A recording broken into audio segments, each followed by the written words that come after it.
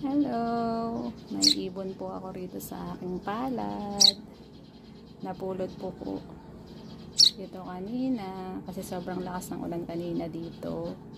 Tapos yung tubig na galing sa alulod, kasabay siyang lumabas na nakatihaya at basang-basa. Ayan, pinulot ko.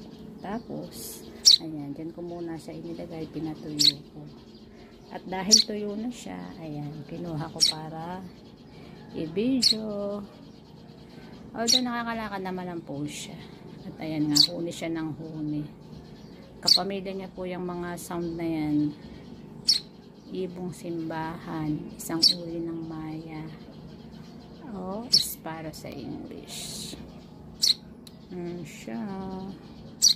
Pinakain ko siya kanina. Parang malabo eh.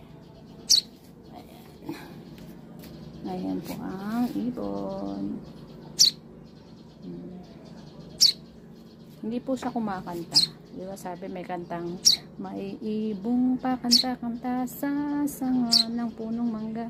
Pero hindi po eh. Nasa palad ko lang po siya at umiiyak ba siya?